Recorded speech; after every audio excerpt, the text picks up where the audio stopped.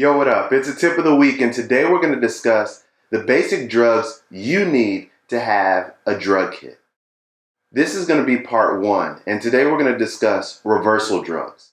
Now, let's get some things on the table immediately. One, know where your drugs are. Two, know that these drugs have an expiration date. And generally, these drugs have like a 3-month window of expiration date. It's ridiculous. I can't tell you how much money I spend on expired drugs each year because I buy it has an expiration date, and it's gone like that. I think some of these drugs have a shorter expiration date than dairy, so go figure.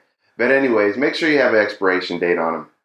The next thing you want to do is make sure you know where they are, or make sure your staff knows where they are, so that when it's time to act, you'll know exactly where to get them, you'll know exactly how to use them, you'll know that they actually work because they are not expired. All right, let's get to it. The first drug you gotta have is Naloxone.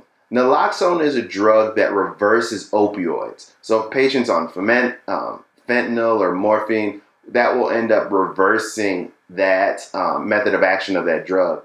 The route in which you want to place this drug is generally in the IV. Now you can place it in other areas, but just know that it's going to take a lot longer to get in the circulatory system to have its effect. And the maximum dosage that you want to use for naloxone is 0.8 milligrams. Number two, the second drug that you want to have is Flumazenil. Now, Flumazenil is my absolute favorite because I generally do IV sedations, and sometimes I'm going to give the pill oral sedation, which is a benzo that allows my patients to relax. They probably don't remember too much of anything. And I always have that right next to me.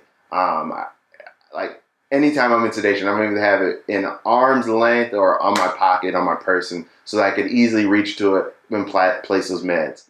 The route that you want to place this medication is generally going to be in the IV. Like I said, naloxone, you could place this drug in different routes, but the main purpose of placing medications is to get them in their fastest, places in the fastest route possible, specifically wanting to get the desired result that you desire. The maximum dosage for Flumazenil is going to be 1 milligram.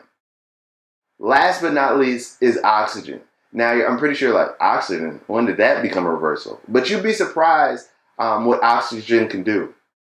Now, I was specifically referencing it for nitrous when patient is on laughing gas. You want to give them that medication so that they could pass the nitrous off. And generally, the recommendations are to have a patient stay on oxygen for 5 minutes after they've been receiving nitrous.